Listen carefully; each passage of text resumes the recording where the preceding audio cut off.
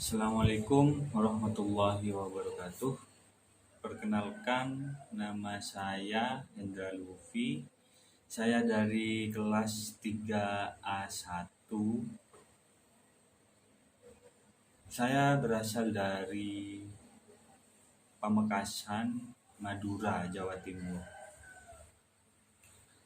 Di sini saya akan mencoba mereview kembali tentang materi yang diberikan oleh Bunda Tati. Namun saya mohon maaf karena mungkin pemaparan materi yang saya lakukan ini tidak seluas ataupun tidak seenak yang disampaikan oleh Bunda Tati. Karena di sini saya masih tahap belajar dan masih perlu banyak bimbingan dari Bunda Tati. Baik, alhamdulillah kita panjatkan syukur kepada Allah Subhanahu wa taala karena kita diberikan nikmat anugerah sehat, anugerah penglihatan, yang mana dengan penglihatan itu kita bisa melihat keindahan-keindahan alam yang telah disediakan atau diberikan kepada kita. Namun di luar sana masih banyak teman-teman atau kerabat kita yang senasib seperjuangan itu masih belum bisa melihat keindahan alam yang telah disediakan oleh Subhanahu wa taala. Namun hal itu jangan dijadikan beban ataupun ataupun ketidakadilan, karena di mana ada kekurangan di situ pasti ada kelebihan. Jadi anak tunanetra jangan sampai berkecil hati ataupun merasa minder, karena kelebihan yang ada di anak tunanetra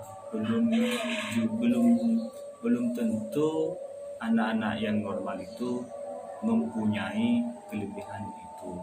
Jadi kelebihan anak tunanetra itu diantaranya adalah memiliki inklusi yang hebat. Artinya yang disebut dengan inklusi yang hebat di sini adalah mereka bisa merasakan seseorang. Jadi mereka bisa merasakan seseorang yang mungkin kita sendiri yang normal belum tentu bisa merasakan, seperti gerak langkah, gerak kaki dan sebagainya. Jadi meskipun anak tunanetra itu tidak bisa melihat, namun panca indera yang lain itu masih berguna dengan baik. Jadi mari kita sama-sama merangkul ataupun kita sama-sama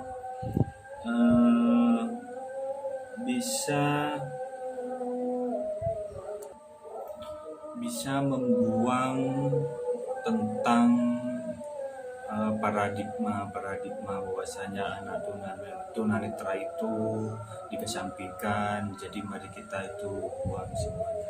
Baik, kita akan membahas tentang yang pertama adalah definisi, identifikasi, kriteria, klasifikasi, dan karakteristik. Di sini kita akan coba menyampaikan kembali materi yang disampaikan Bunda Tati. Jadi kenapa di sini harus dibagi-bagi? Yaitu tujuannya adalah agar kita bisa memahami secara mendalam poin per poin. Baik, kita akan lanjut kepada pembahasan pertama, yaitu tentang apa sih yang disebut dengan definisi.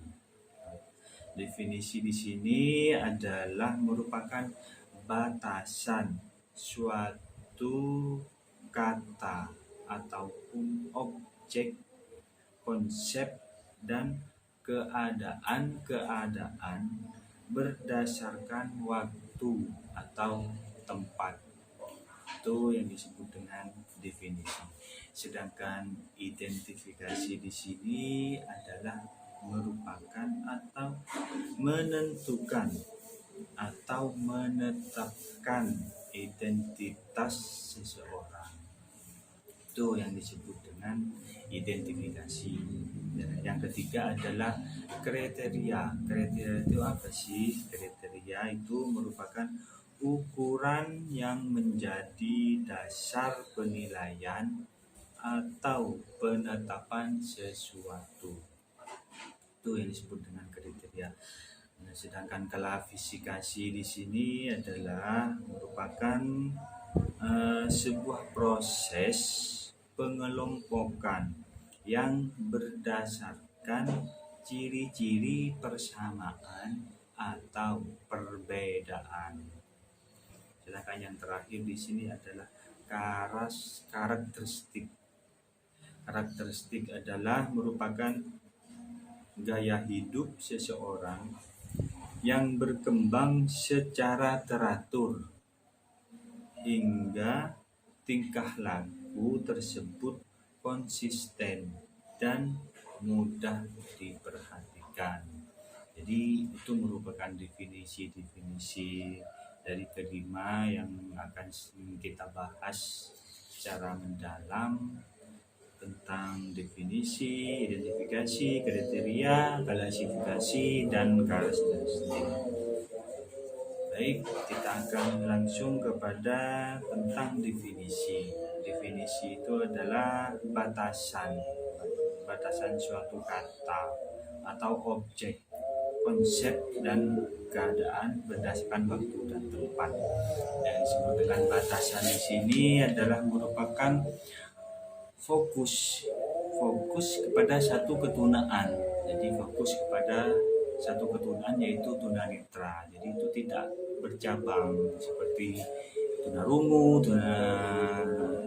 tunadaksa dan sebagainya. Jadi hanya fokus pada satu ketunaan yaitu tunanetra. Jadi tunanetra itu berasal dari bahasa Jawa yang mana itu berasal dari kata tuno.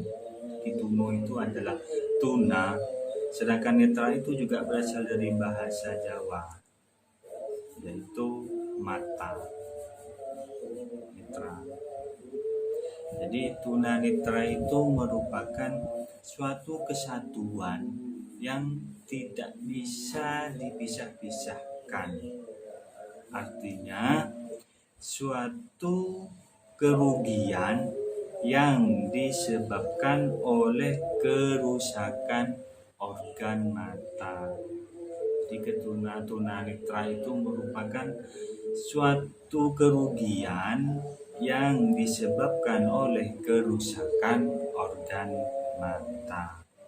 Sedangkan menurut KBBI, Kamus Besar Bahasa Indonesia itu, tunanetra itu merupakan rusak matanya atau luka matanya dan tidak memiliki mata atau buta, atau yang lebih gampang lagi disebut dengan kurang penglihatan. Itu menurut Kamus Besar Bahasa Indonesia. Sedangkan menurut ahli, tunanetra itu merupakan anak yang tidak bisa menggunakan fungsi penglihatannya secara optimal, baik secara sedang maupun berat. Jadi dalam proses belajar, anak tunanetra itu membutuhkan pelayanan khusus tergantung pada indera pendengaran atau audio. Jadi Jadi itu menurut para ahli. Jadi anak tunanetra itu jadi tidak bisa menggunakan fungsi penglihatannya secara optimal. Itu baik sedang maupun berat. Dan di dalam pembelajaran situ membutuhkan pelayanan khusus. Jadi tergantung kepada indera pendengaran atau audio seperti itu. Baik, itu merupakan definisi. Yang kedua adalah identifikasi. Apa itu identifikasi? Tadi saya sudah paparkan definisinya. Jadi identifikasi itu adalah menentukan atau menetapkan. Yang disebut dengan menetapkan di sini adalah menetapkan identitas seseorang. Jadi secara anatomi fisiologis itu adalah struktur anatomi fungsi mata. Jadi struktur anatomi fungsi mata ini adalah anatomi mata rusak. Jadi dalam anatomi fisiologi ini dibagi menjadi dua. Yang pertama adalah secara medis, terus yang kedua adalah estetis optometris, seperti itu. Jadi, secara medis itu apa? Jadi secara medis itu dikatakan dengan penyakit dan kelainan fungsi penglihatan, sehingga tunanetra ini membutuhkan layanan khusus atau pengobatan mata. Pengobatan mata ini harus kemana? Yaitu harus pergi ke dokter atau kepada ahlinya. Jadi secara medis ini dikaitkan dengan penyakit. Jadi kalau kita berobat ke dokter, jadi dokter akan memberikan resep ataupun obat.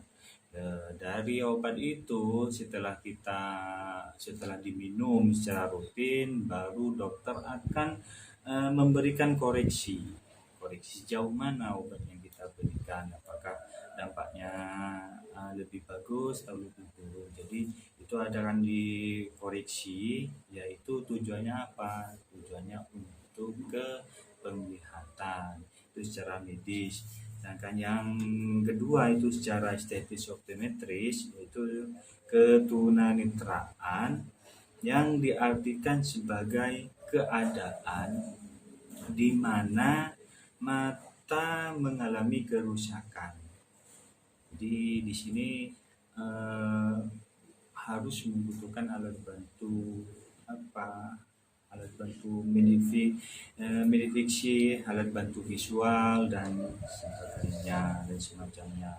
Itu yang disebut dengan kriteria. Itu kriteria adalah identitas seorang. Sedangkan yang ketiga adalah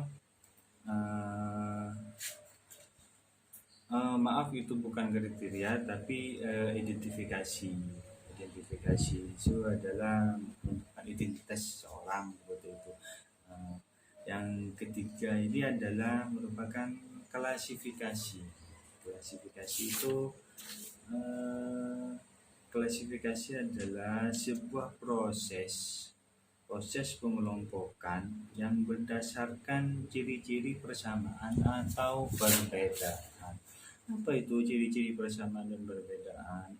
Makanya di sini di dalam klasifikasi tunanetra itu dibagi menjadi 5, yaitu dibagi 5 kelompok.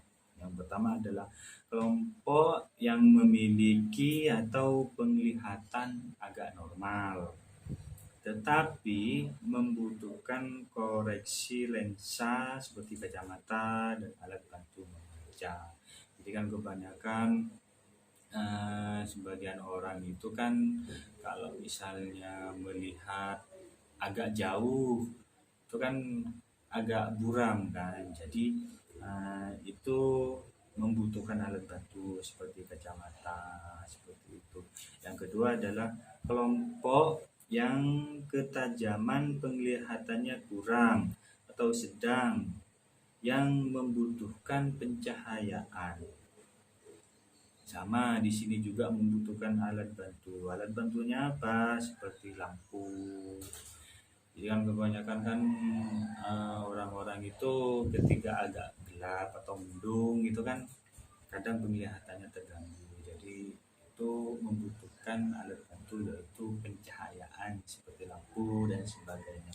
Yang ketiga adalah kelompok yang memiliki penglihatan pusat rendah dan memiliki ketidakmampuan untuk memperoleh pengalaman-pengalaman akibat kerusakan mata. Sedangkan yang keempat di sini adalah kelompok yang memiliki fungsi penglihatan buruk dan perlu alat bantu untuk membaca. Seperti itu.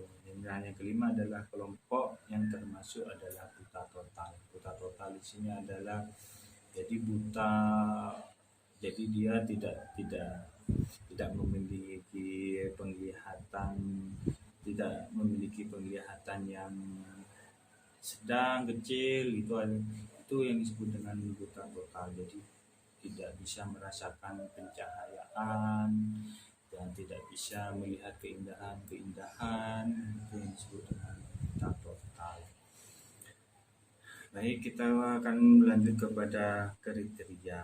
Kriteria di sini merupakan ukuran yang menjadi dasar penilaian atau penetapan sesuatu. Jadi kriteria tunanetra ini dibagi menjadi 4 bagian. Yang pertama adalah kemampuan melihat. Jadi kemampuan melihat ini adalah kemampuan melihat terhadap persepsi-persepsi cahaya. Jadi melihat ketajaman penglihatan melalui sinerpel saat terjadinya ketunanetraan. Yang kedua adalah kemampuan yang masih dalam kemampuan melihat. Kemampuan melihat di sini dibagi lagi menjadi 2. Yang pertama adalah buta total atau penuh. Jadi seperti yang saya katakan tadi bahwasanya buta total atau penuh ini jadi tidak bisa melihat sama sekali, entah itu gelap atau terang. Jadi itu tidak ada pengalaman entah gelap terang seperti ini. Itu tidak, yang disebut dengan buta total itu jadi tidak mempunyai pengalaman seperti itu. Nah, di sini yang kedua adalah kurang penglihatan atau low vision. Low vision di sini juga dibagi menjadi 5 bagian. Yang pertama adalah live perception atau bisa membedakan antara gelap dan cerah. Yang kedua adalah light projection. Light projection di sini adalah dapat mengetahui perubahan cahaya atau menentukan arah sumber cahaya. Jadi yang disebut dengan dapat menentukan arah cahaya, misalnya dalam ruangan mereka keluar, terus dengan adanya sinar matahari, jadi mereka masih bisa merasakan berarti matahari masih di sana, ada matahari, jadi ada pencahayaan yang masih masuk. Misalnya apa istilahnya, mendung, jadi dia masih bisa merasakan seperti itu. Dan terus selanjutnya adalah tunnel vision. Tunnel vision ini adalah visi terowongan atau penglihatan terpusat. Jadi hanya bisa melihat bagian tengah.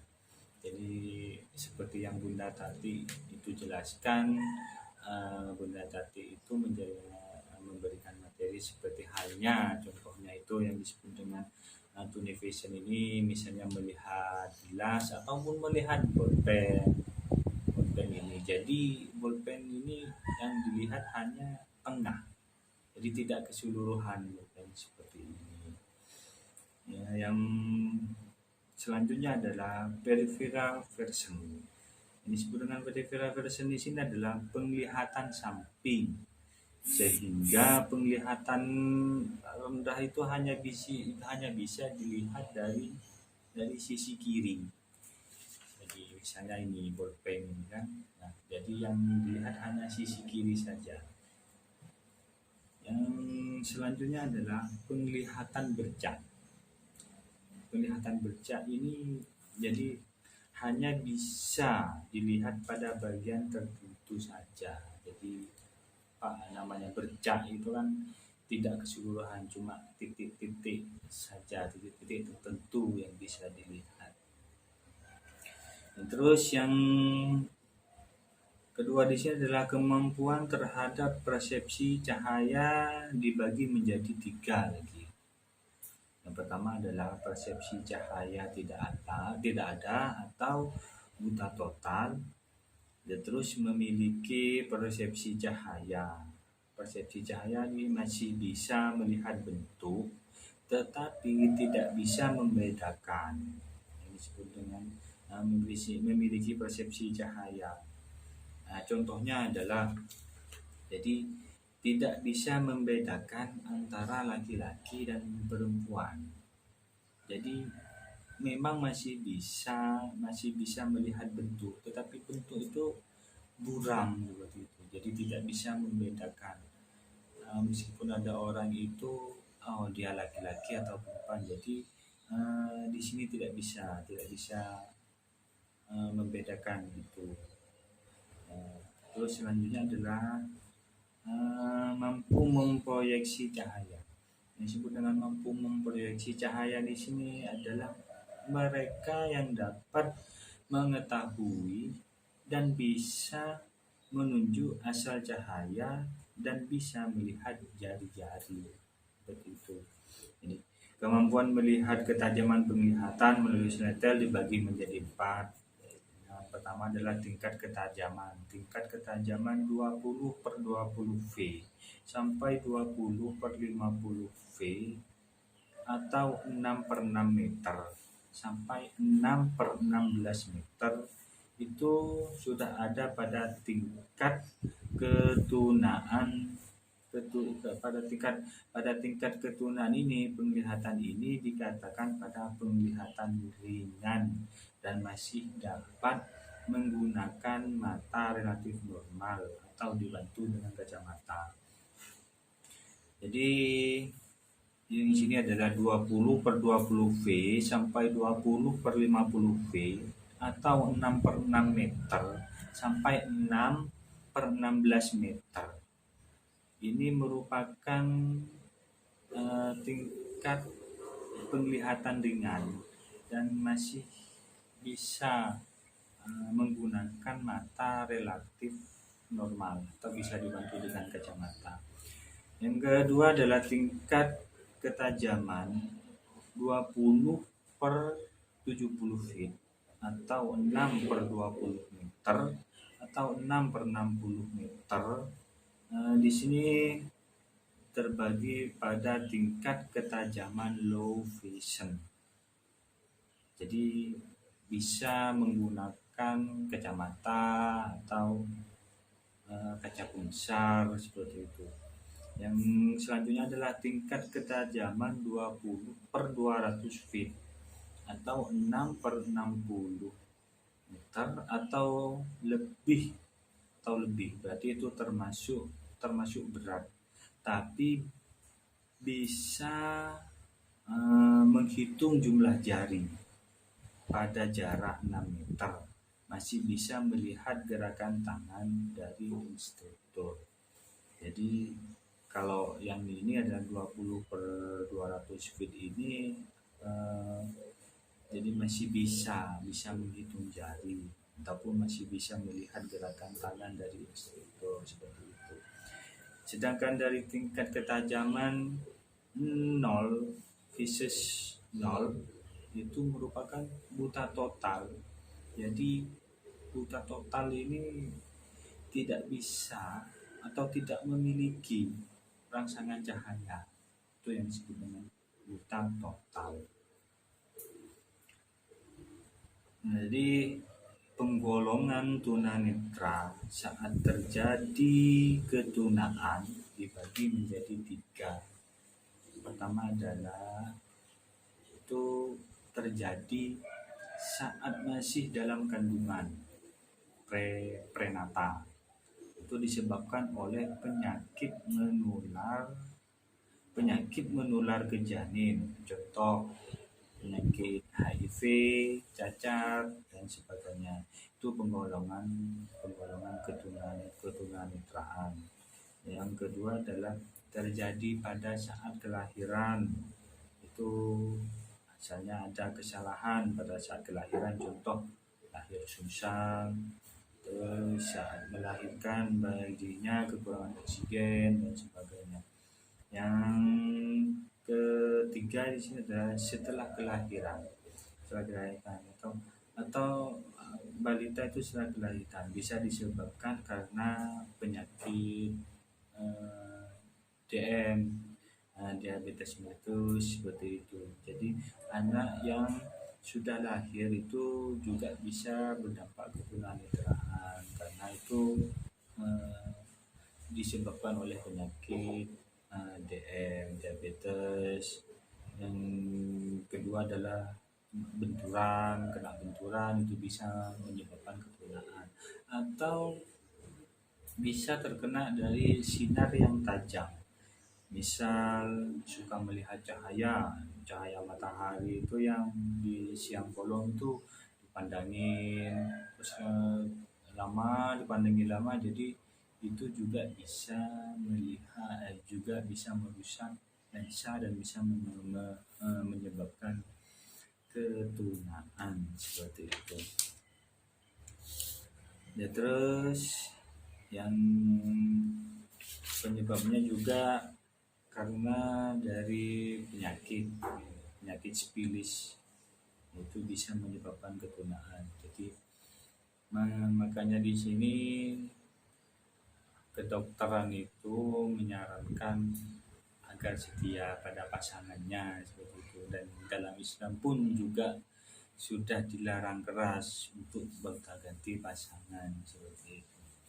Terus yang terakhir adalah karakteristik di sini merupakan gaya hidup seseorang yang berkembang secara teratur, sehingga tingkah laku tersebut konsisten dan mudah diperhatikan. Jadi yang disebut dengan gaya hidup ataupun karakteristik di sini merupakan keterbatasan dalam bersikap dan berperilaku terhadap lingkungan. Ini merupakan hambatan bagi tunanetra untuk berkembang sesuai dengan harapan anak tunanetra dan masyarakat awam. Jadi gaya hidup seorang itu sangat berpengaruh kepada diri seorang anak tunanetra seperti itu. Jadi karakteristik di sini dibagi lagi menjadi 2. Yang pertama adalah karakteristik fisik, sedangkan yang pertama adalah karakteristik fisik, yang kedua adalah karakteristik tingkat psikis. Karakteristik fisik di sini apa? Merupakan kekurangan penglihatan atau dampak yang mempengaruhi perkembangan motorik otak. Jadi misalnya seperti berjalan dan sebagainya. Jadi fisik dari karakteristik fisik ini adalah melambatnya organ motorik, sehingga dalam berjalan itu lambat seperti itu. Yang terus selanjutnya adalah yang masih dalam fisik ya, di sini adalah kontrol otot kepala itu agak kaku. Jadi biasanya anak tunanetra total dalam bergerak itu agak kaku, jadi tidak seluas anak-anak normal lainnya. Jadi pergerakannya anak tunanetra yang total itu, jadi pergerakannya agak kaku begitu. Jadi yang kedua adalah karakteristik tingkat diksis adalah seseorang dengan albino jadi sering menunjukkan sikap ekstrim begitu. Jadi adalah ini yang merupakan kebalikan dari yang pertama. Yang kalau yang pertama itu adalah kaku, yang kedua ini adalah sikap ekstrim seperti itu. Jadi misalnya mereka terlihat gembira, sedih, kacau. Jadi dalam aksinya itu adalah cenderung perfeksionis gitu. Jadi karakteristik psikis ini ketidakmampuan yang berbeda menunjukkan rigidity. Gitu. Jadi mungkin itu saja yang bisa saya sampaikan materi yang diberikan oleh Bunda Tati.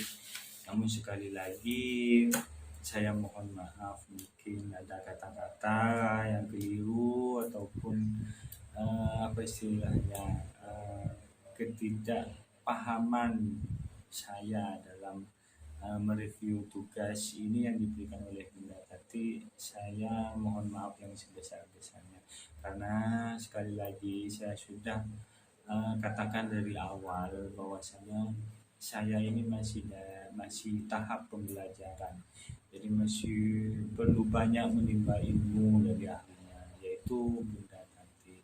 Mungkin itu saja yang bisa materi yang saya sampaikan hasil dari rangkuman yang saya tulis di sini. Kurang lebihnya saya mohon maaf yang sebesar-besarnya. Wallahul muwaffiq ila aqwamit thoriq. Wassalamualaikum warahmatullahi wabarakatuh.